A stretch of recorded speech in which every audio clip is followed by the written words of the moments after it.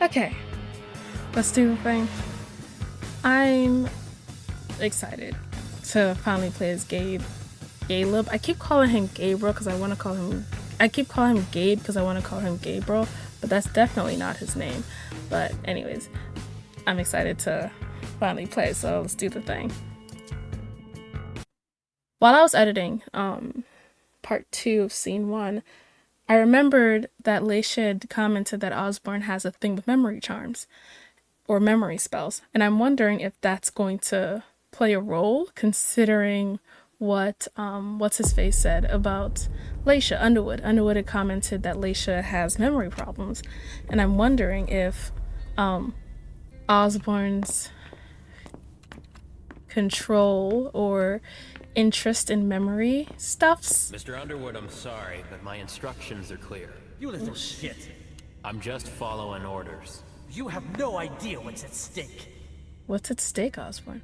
I wonder if Osborne's memory situation is gonna impact Leisha's story. Probably reveal some things that Hazel doesn't want Leisha to remember, because it doesn't seem like Hazel is too interested in Leisha being in control of her own fate or even really aware of her own livelihood. But anyways, my most honored sire. Osborne. You're Underwood. wasting your time here. I'd forgotten about your abject fawning. I call it respect. It appears kind that of it's something weird. that sewer rats know nothing about. Apparently, Kaius feels he's entitled to refuse to see a member of the Primogen. I won't forget it. Interesting. Dialogue powers. So back to disciplines. Dialogue powers can be used on all compatible dialogue choices. To use a dialogue power, you must activate it in the selection wheel, then select a dialogue option. Only one dialogue power may be active at a time. You may activate or deactivate the power as long as no dialogue option has been selected. Using the dialogue power generates hunger. Okay. I won't lie, I've kind of been waiting for these two to have a conversation, because it seems like there's just tension here. Anyways, Walls of Mine increases the success rate by 50% in the next skill defense tie. So if I click it, and then the fact that my fucking child has higher number, but then again, he is a Primogen, so clearly it's not for nothing. He's entitled to refuse to see a member of the Vroid. I won't forget it.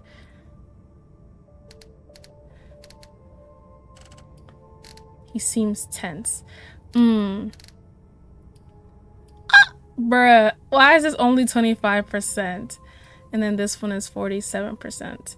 What does this do again? Increases the success rate of by 50% and next still. Okay, so my chances for either of these are increased by 50% because they both tie. I'm going to do psychology. Let's see. Okay, that's a tie. Ah! I succeeded! This isn't just a courtesy visit. I succeeded. You need him. I have some messages I need to Surprised deliver. I was so excited about that. They must be important. It's too bad it's forbidden. Security is one thing, but business won't wait. You can't put your accounts aside for a minute. The expression time is money is bandied about, but most people don't understand the real meaning of the phrase. I do. Tell me, you haven't introduced me to your charming protege yet. Zufeng. Yes, Zhu Feng, a name that's as delectable as her blood, I'm sure. He's so slimy. You're planning to introduce her to the very select club of Galab Bazori's progeny, aren't you? He's so slimy. I hate this man. Especially considering I know Galeb doesn't know, but I know that he's already met her. I can't keep focusing to beat this guy. Because, like, I'm gonna run out of willpower. But also, I don't have to defend myself to you. You're my child. You don't get the fuck. I hope that the prince will allow me to, shortly. I hope so for your sake. Who knows? Dear Hazel is so unpredictable. At any rate, it would be an honor for me to welcome and guide her. You will stay away from You her. will speak of nothing with her at all. Is that an order? A word of advice. Oh, pardon me. I fell out of the habit of receiving advice from you so long ago. I would love to stake this man. Well, if you'll excuse me, I must end this ever so pleasant conversation. I need to find a way to avoid losing too much money. What a piece of shit.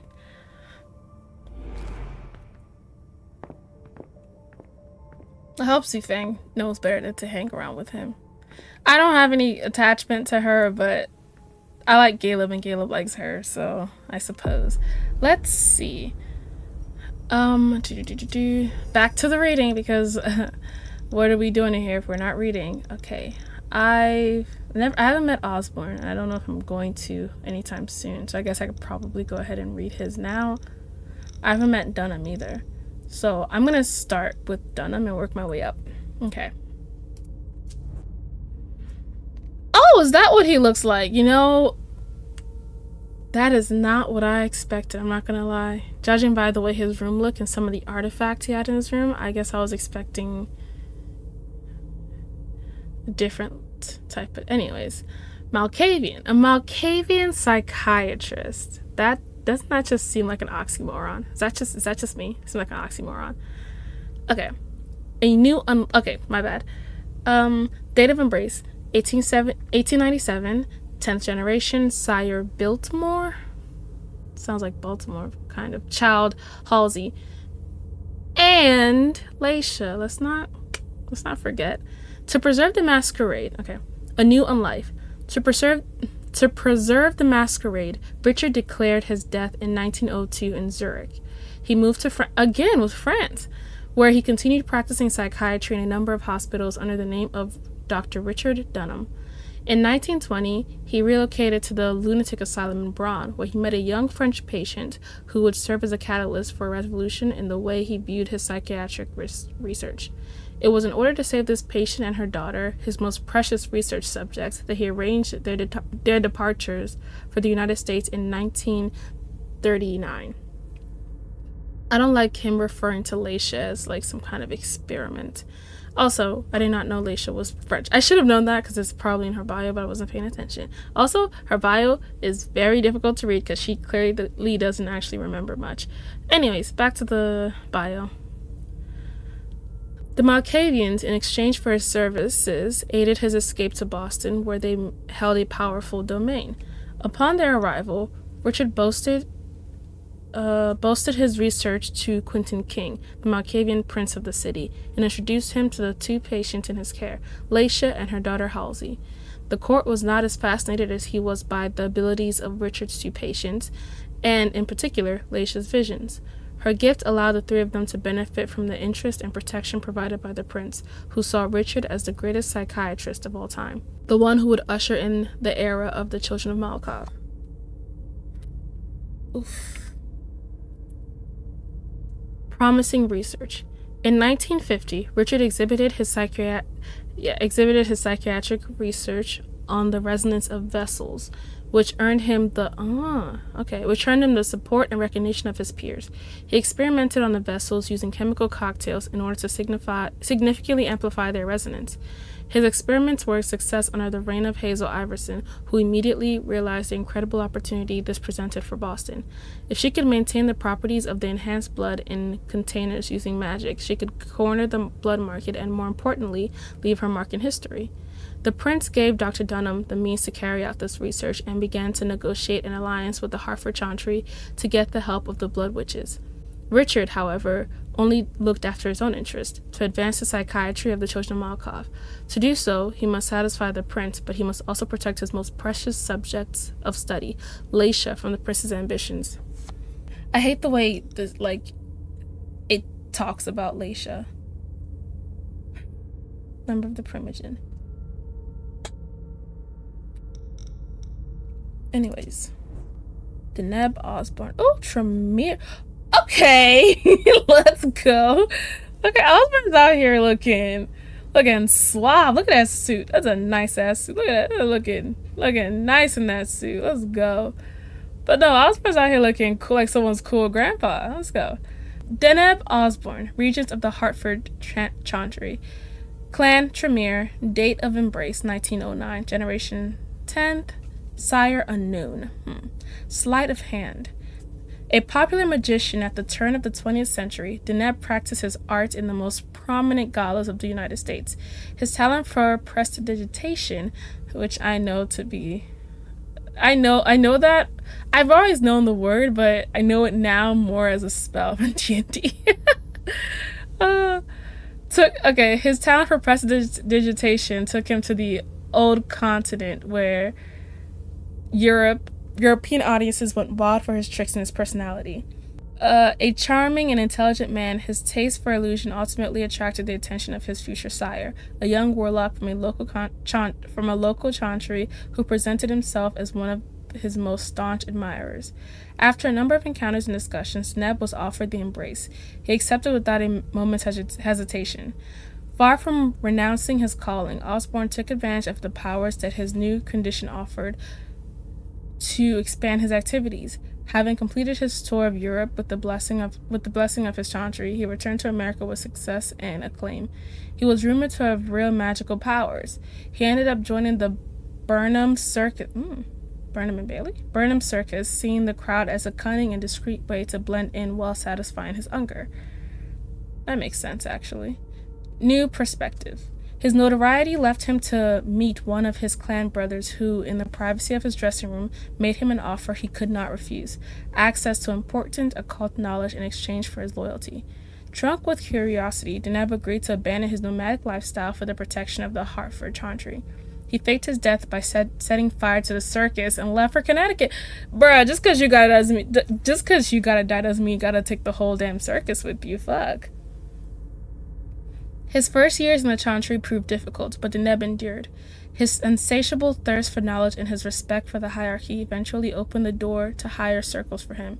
His elders were quick to notice his abilities and mastery of power plays, to the point that he was regularly able to negotiate for new responsibilities. Regent. Already on his way to a brilliant career, the beckoning precipitated Deneb's rise as one of the last remaining key elements of the Hartford after the departure of the elders. Thanks to the beckoning, alright. His experience and investment in Tremere affairs enabled him to claim the role of regent, which he took on officially in 2015. From then on, he devoted himself to the Chantry's development and attempted to compensate for the disappearance of his fellow creatures by apprenticing new ones. It was after only a few months as the head of the domain that he was contacted by Hazel Iverson, the new Prince of Boston. This blue blood, who had a fraught relationship with the previous regent, sought to reconnect with Hartford and integrate the warlocks into her blood conservation project. Initially skeptical, Deneb came to view the prince's proposal as an opportunity to spread his chantry's know-how throughout the entire region. Apprenticing new ones, yeah, right. From what Jara's discovered, whenever one of the new apprentices actually shows any talent, they just happen to magically disappear. I'm on to you, Osborne. Okay, Berel Underwood. Member of the Primogen Council. Clan Ventru, date of embrace 1869, generation 11th, sire Galeb Bazori, unfortunately. Born with a silver spoon in his mouth, yeah, no wonder he's so shit. Berel Underwood was born in Boston 1807. His father was the head of the Sugar Trust, a business that held a monopoly on the refined sugar trade. That same year, an embargo was levied against the U.S. in retaliation for their violation of neutrality in the Napoleonic Wars. American ships were seized and banned from trading in Europe. New England had no choice but to organize. James, Berel's father, met a sailor by the name of Galeb Bazori who offered to smuggle his sugar into Europe despite the ban. The two formed a bond of friendship and mutual respect, and Galeb watched the young Berel grow over the course of his travels. Birthright. Upon the death of his father in 1833, Berel found himself alone at the head of an agri-food empire at the age of 26. Considering Galeb to be his spiritual father, he asked him to stay by his side. Galeb accepted and settled down in order to actively participate in the financial expansion of Berel's business, providing him with sound advice. The young businessman inevitably became curious about his mentor's life and his seemingly eternal youth. He is hot, ain't he? Galeb agreed to tell Berel the truth about his nature, after which Berel would continually beg to receive his embrace. The model adventurer. In 1869, Galeb consented. Berel possessed the same qualities as his father, and Galeb grew fond of him. However, his new nature suddenly robbed him of any sense of limits. Berel was ambitious. Too ambitious. He managed to place a ghoul, William Havmeyer, as the mayor of New York City.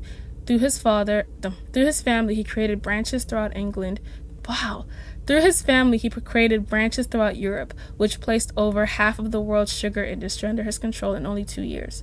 Berel then became involved in the banking and investment sectors. Galeb would drift further and further away from his child. Underwood seemed to integrate himself everywhere. Deep within governments, on the boards of conglomerates, nothing could stop him. Nothing satisfied him. Berel was infuriated by his sire's lack of recognition. To keep hold of the secrecy surrounding his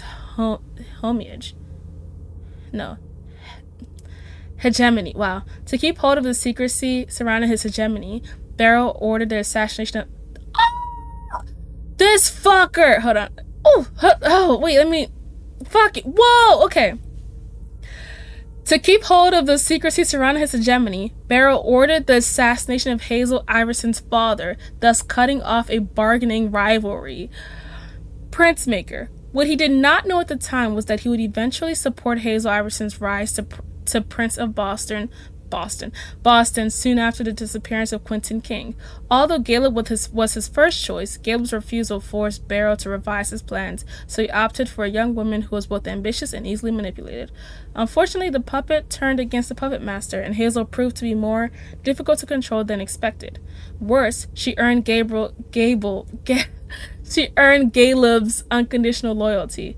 Galeb's desire to sire another child was so intolerable for Underwood that he advised Iverson to refuse him this right.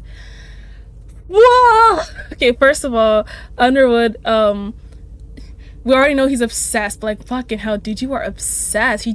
He's just not into you. Second of all, he's the guy who ordered Hazel's daddy dead? Oh my gosh. Where is it?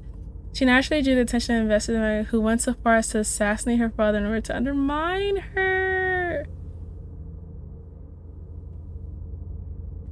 Whoa. Probably didn't see her turn into becoming a kindred. Ooh.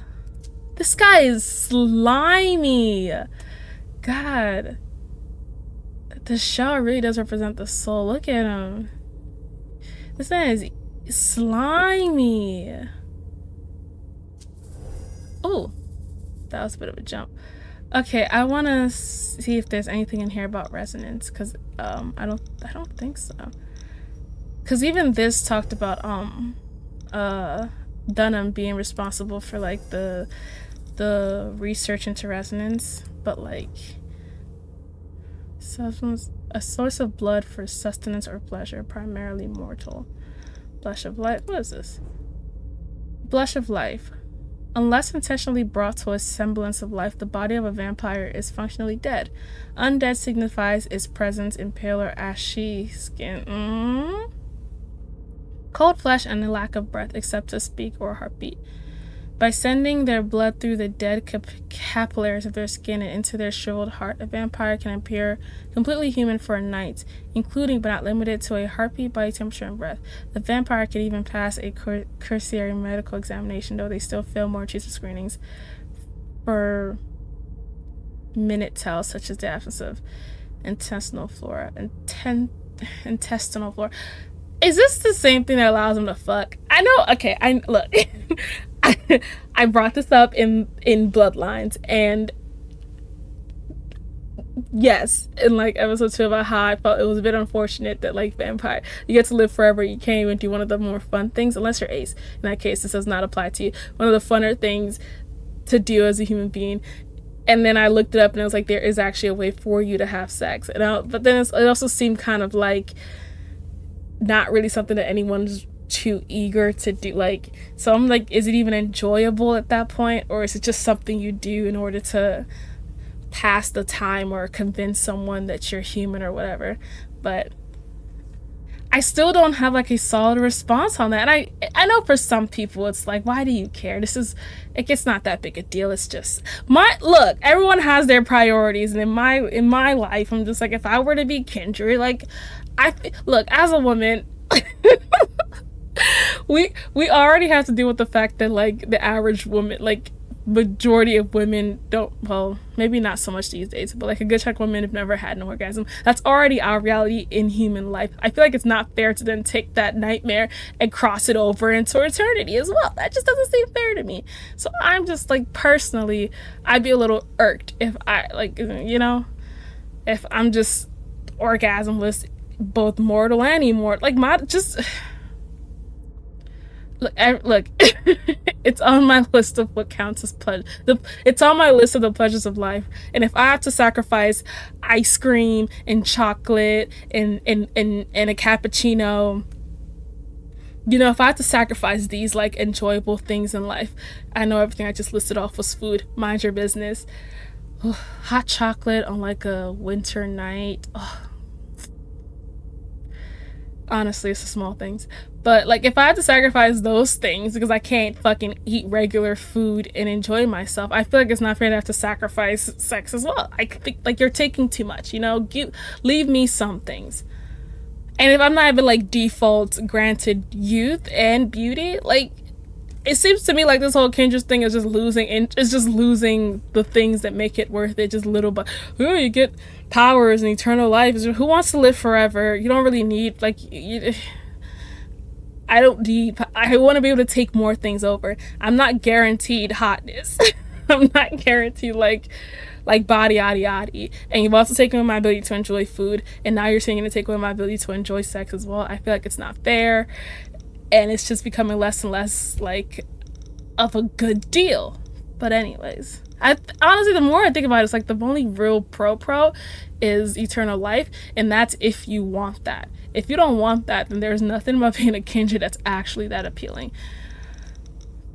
You know, at least it seems like there's less and less about being a kindred that actually is appealing.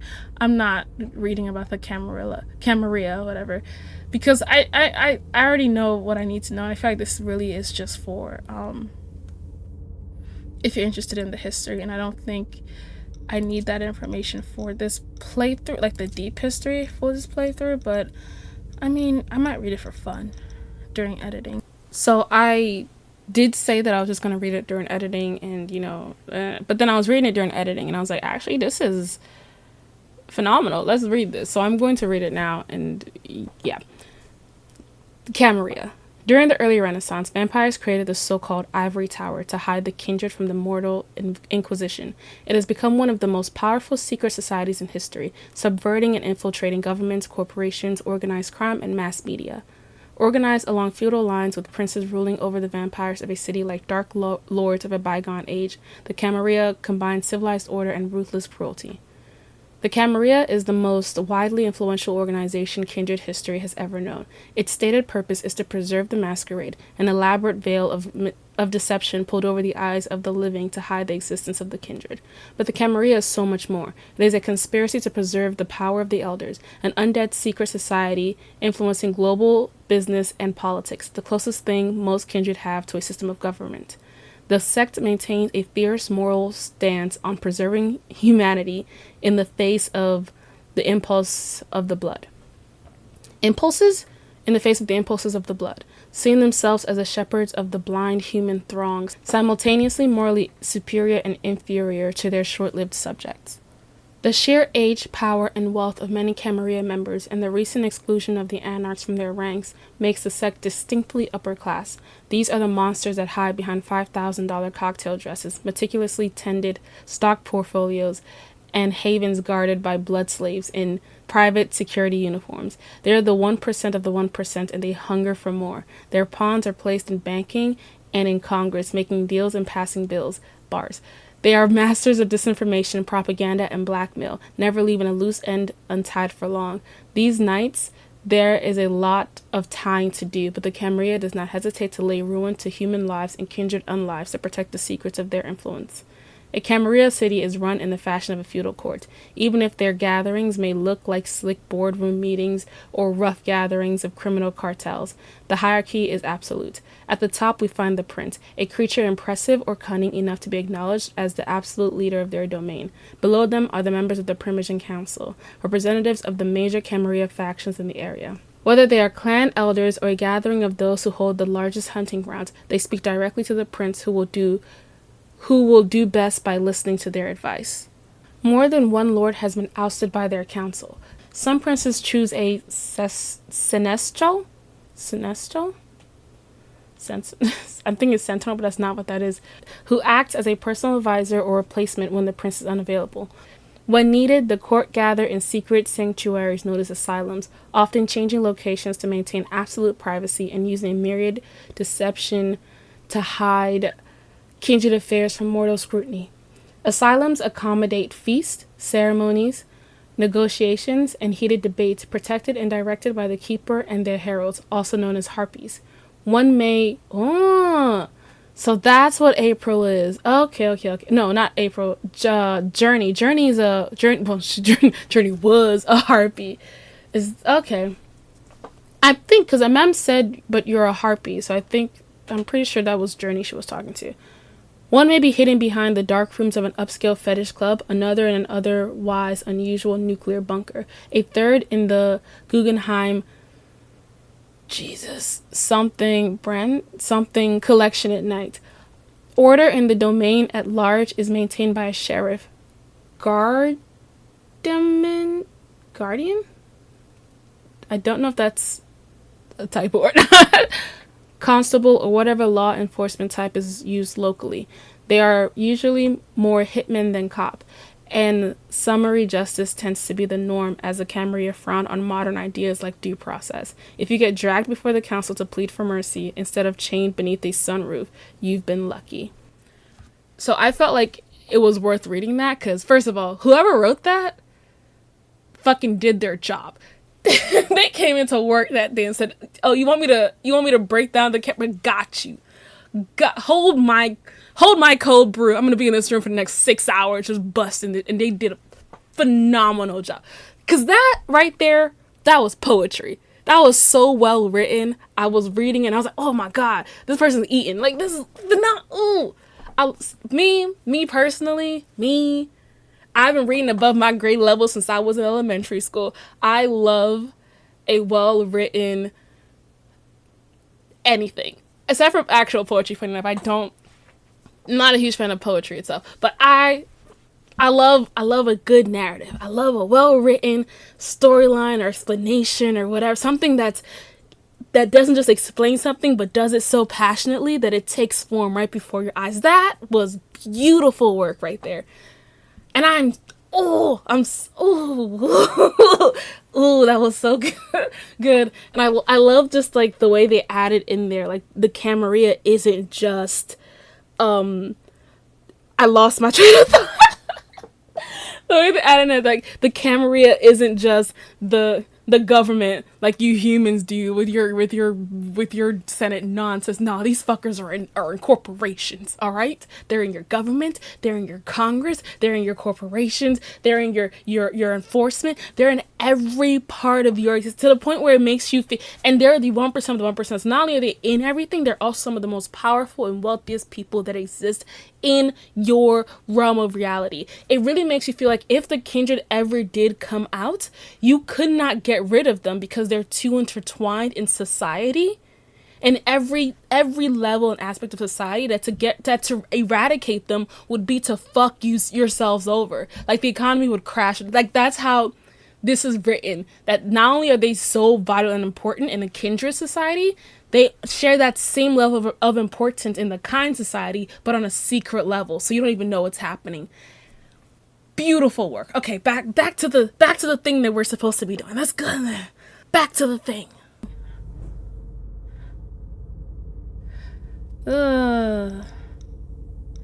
What? There is one word that I was looking for that Hazel has said earlier, but I don't see it.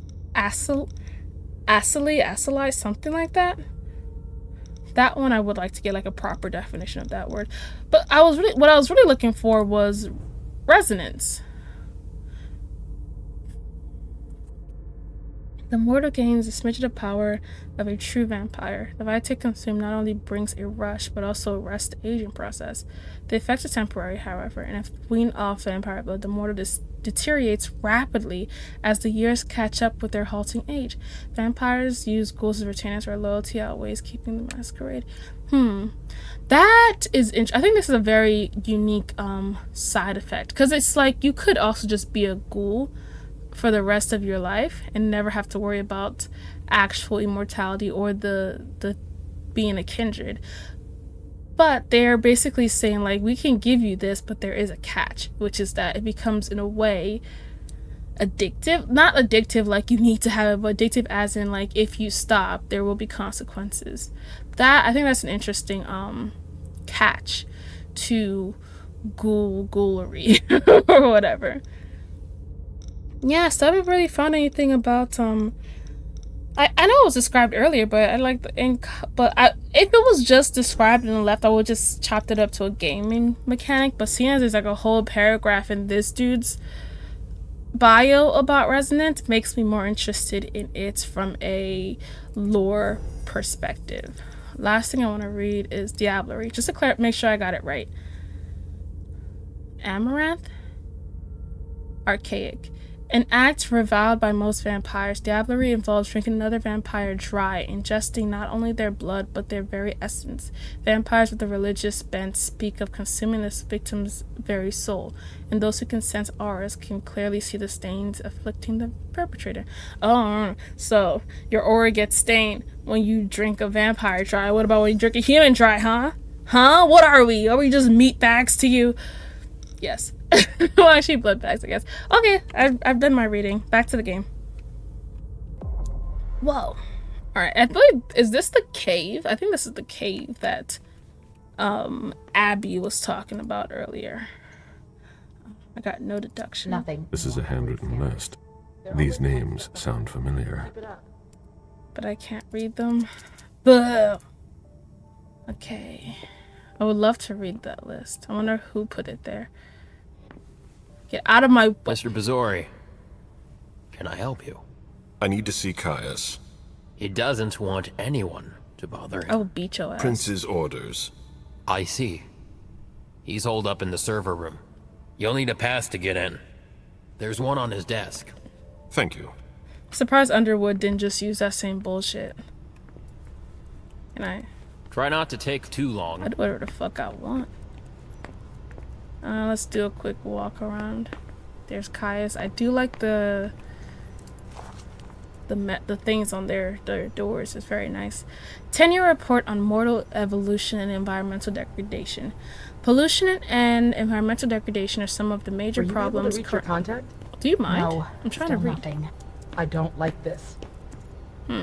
Some of the major problems currently plaguing the planet. These scourges are caused by a variety of factors that adversely impact the basic functions of the ecosystem, and thus sustainability of all life, resources, and mortal existence. These environmental problems, especially global warming, well, it's climate change now, are currently only worrying for the future of the planet and consequently on the maintenance of a satisfactory qualitative level of our blood supply. Oh god. I like how they spin that. Several phenomena are responsible for the degradation and pollution of the environment. Pray tell. Overpopulation. It presents a danger for the environment because the increase of the population requires more buildings, more food, which involves deforestation as well as an overexploitation and pollution. And pollution of the land. Kindred could take care of this, but then I guess the humans will probably notice if a bunch of them started dying and showing up bloodless. But I'm just saying, if the kindred went ham, then we could take care of our population. Oh god, I'm not a good person. Production of polluting waste. I know this word, detritus? Okay, whatever. And waste produced by humans are a major issue of environmental degradation. It comes from an intensive and unreasonable production of chemical products. This waste from industrial activities, factories, and hospitals is a source of toxic emissions. Large-scale production is also a threat of the environment because it leads to air, water, and soil pollution and has direct effects on human, animal, and plant life, and as a result on kindred life because kindred unlife because we need humans for blood. I swear I be hopping back and forth between human and kindred so fast. I have no loyalties. You know, I was actually listening to a podcast today. It was Today Explained, and they were talking about the forever chemicals. Rip the EPA, bro. She always said she preferred paper to digital. Yara, okay. They probably could have saved us, but someone decided to cut funding. Like tests from the Red Salon. Interesting. Someone cut funding, and then some other people just let that happen and never raised it back up. But anyways, that's not the business of this game, so I'll keep it to myself for now. I don't have education, so let's go ahead and pop out of this. Okay. From the Red Salon. Okay, I guess he was prepping. Were you able to reach your contact? No, still nothing. Vessels, maybe? I don't like this. Those for prepping vessels? I don't really have time for this. Can it wait? Oh. Do the Nosferatu just wear masks? Interesting. As expected. Nobody's answering there either. Semi-secular report on the evolution of the mortal world demography. Wow. Why am I struggling to say this word that I say almost every day? That's crazy. Once again, Nothing new on the police scanners.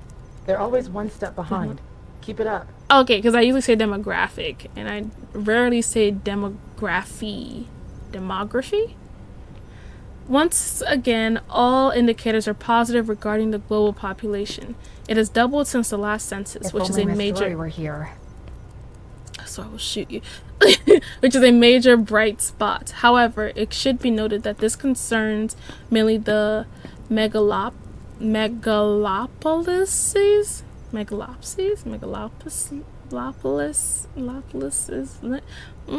megalops. This is something to be monitored or even reversed by the end of the As millennium. expected. Nobody's answering there either. We also report another important issue that needs to be closely observed: the quality of mortals, which is starting to decline despite the trend towards organic and natural consumption that we have encouraged recently. The social and economic imbalances do not allow us to reverse the tendency of the decline in quality of our mortals. Also, we note a quantitatively satisfactory state of our resources at the expense of its quality. So there's more people, but less good people. So, yeah. Luckily, it looks like everything is in order here. Like, fucking, they're really just out here coming for us, telling us all kinds of truth.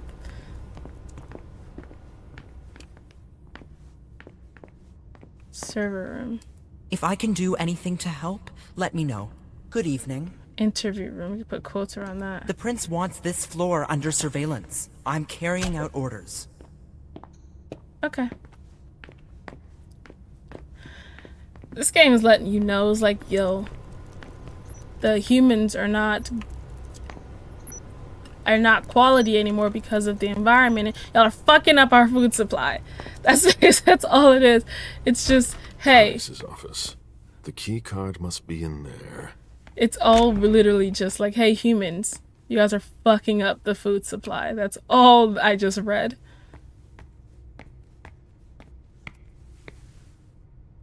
Consult sheet. Mark Nightingale, oh my god, eliminated. Okay, eliminated. To check. Okay, eliminated. To check. Are these targets, or are these just like things, people that they're keeping an eye on? I'm trying to see if any of these names are familiar, but to be honest with you, there's so many names in this game and not all of them are really relevant so far. Okay. Are you supposed to be here? How about you go? Okay, that came out of nowhere. That. I've seen Kaius use this type of card to access the servers. Okay, cool. I'm just gonna take it then. Like, almost immediately, I was just like, oh, fuck. Security has been increased to the maximum. I've never seen anything like it. Let's go through the computer. Oh, come on. Oh, come on. I have no way of knowing what his password is. Let's see. Oops, wrong button. Let's see. Maybe his bio will hold some information like Jara's did. Usually I'd wait until after I met him, but if I can get access to his computer while I'm still here, I will try to do that. Nosferatu! One of my more favorite of the clans, just based on the people that I've met so far. Not in this game, in Bloodlines. Nosferatu, with the exception of Gary, he sucked. Second in command of the Prince's security. Date of embrace, 2000. Generation 10th. Sire Calibros? Okay, sure. Bookworm. Kaius was born in Brooklyn, 1957. His only memories of his modest childhood are of the time he spent taking refuge in neighborhood libraries to escape the bleakness of his existence. They say that when you have nothing in your life but books, you end up a librarian. Caius Leto was, I'm just going to call him Caius, was no exception to the rule. He would go from being a mediocre student to an exploited worker in one of those libraries he had so loved as a child. Oh, that's so sad. A reserved and lonely man, he let people walk all over him and stayed late into the night wandering the shelves, tirelessly sorting the books, scanning the volumes methodically. Over years, he expanded his knowledge in a multitude of fields, never to boast and without a single soul to talk to. Aw, such sad. Sewer Rat. Hey, I recognize that date. Not from that game, from like my real life. Sewer Rat. It was not until 1997 that a real interaction with another human took place. Around that time, Kaius had gotten a job at the prestigious New York Public Library. The irony was that this person that he found wandering the hall I'm struggling with letters. Hold on. The irony was that this person that he found wandering the halls as night fell was no longer truly human in the same sense as him. It was the great Calibros, a kindred renowned for his thirst for knowledge, and erstwhile Prince of New York. Interesting. So before King, I'm sorry, I'm mixing up people. King was the Prince of Boston. This is New York. My bad. Kaius was intrigued by this character who spoke with him of subjects that fascinated him. As for the Nosferatu, he was surprised to find in this man a part of himself that he had long forgotten. Calibros, whatever. Callie returned every night, got to know Kaius, and fed on him regularly. On the first, Kaius just like, here, drink my blood, because we're in a book club together. Let's also share blood, I guess. On the first night of January, in the year 2000, as the city rang in the new year, he embraced the librarian and revealed to him what had just happened. He could agree to be his child or see his existence extinguished. I guess since he's a prince, he doesn't have to ask anyone, huh? Kaius remained with his sire, who educated him about the secrets of his clan. His new way of life was not terribly different from his past existence. He adapted to it quickly. The former librarian proved to be an excellent student. He learned quickly and earned the respect of the others. Iverson's Court. In 2014, the elders began to feel the call of the beckoning that pushed them to leave one after the other. Calibros felt he would not resist for long. As such, he asked his favorite child to leave New York to find his place elsewhere. Kaius obeyed him, as he always did. He went on a tour of North America's seats of knowledge. After a period of wandering, his path took him to Boston, where Hazel Iverson had just taken power. She asked him to remain in her court to assist Jara Dorori, her chief of security, which Kaius readily accepted. Interesting. Interesting in different ways, because I was not expecting like a guy who's all about knowledge and books, specifically book-based knowledge, to be interested in like security per se. I think he'd be more of like a historian or someone who like keeps the history of the kindred or of the prince, whatever, advisor of some sort.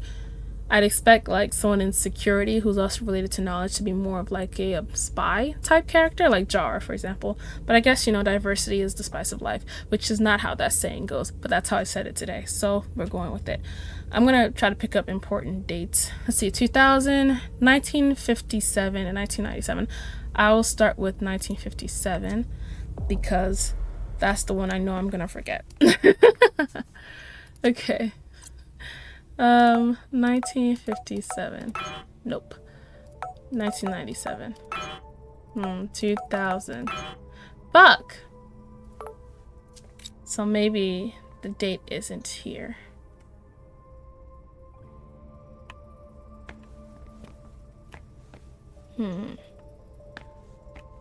Were those all the dates? Kaius.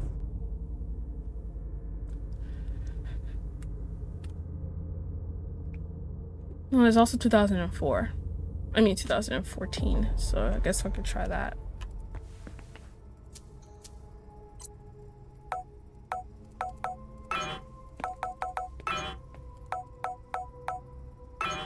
Okay, we can okay. Oh, that was clear, wasn't it? All right, I don't have the information necessary to figure out that. Oh wow, sorry, I looked away from the keyboard, from the screen once. Okay, and I walk into a wall. Oh, I guess I can run. Oh, okay. I tried to run earlier and it didn't work, so. If I talk to you, Mr. Leto will tear me a new one. Alright, then don't talk to me. Let's see. These servers hold all of our secrets. Oh, there he is. I understand why they're so well protected. Oh!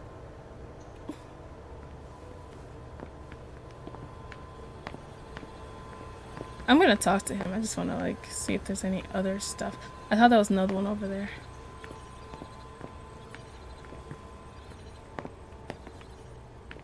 If Jara saw that...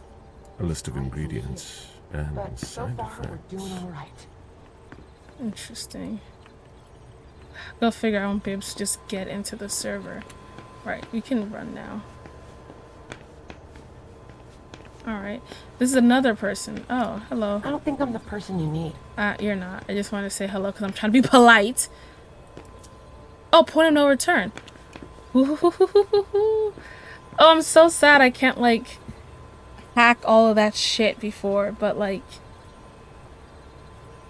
I don't feel like I'm going to get the passwords that I need, and I can't I'm gonna cut this one off soon. upgrade my I experience imagine points she yet, sent so you. Finally, some good news on this shitty night. this is What's the situation? good news? Not good.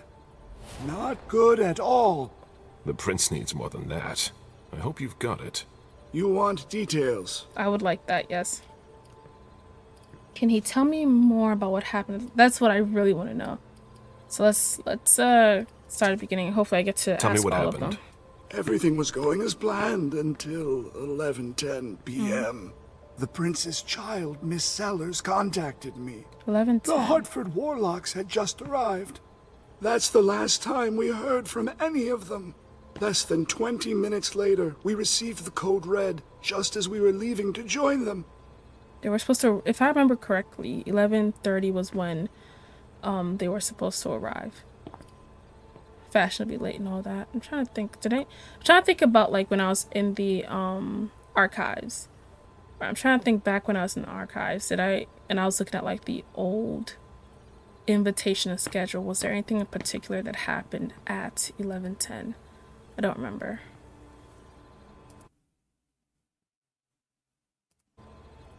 Okay, let's try.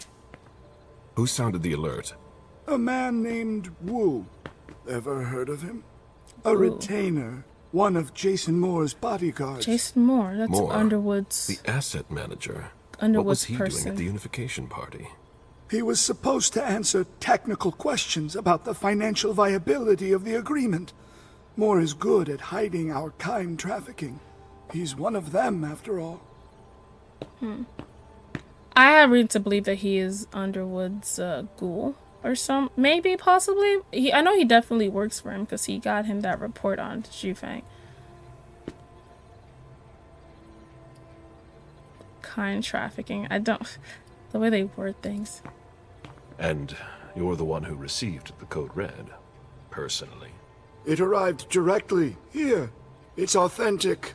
I verified it.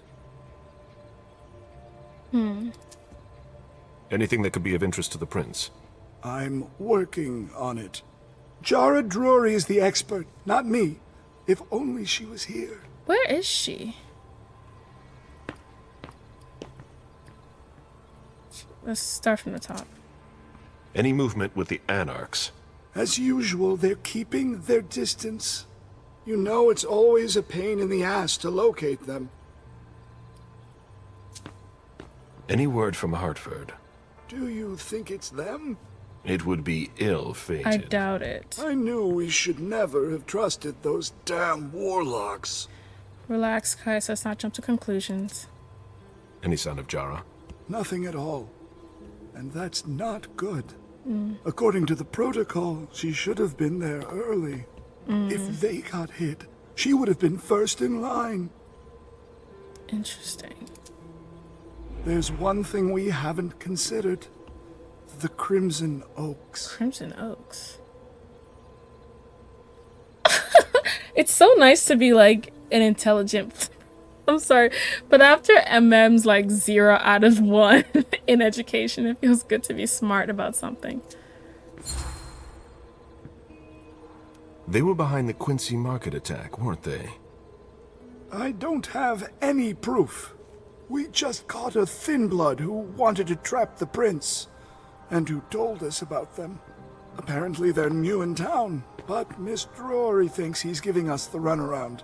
Did you look into it? I tried, but I didn't have the resources to discover anything else. Leave no stone unturned.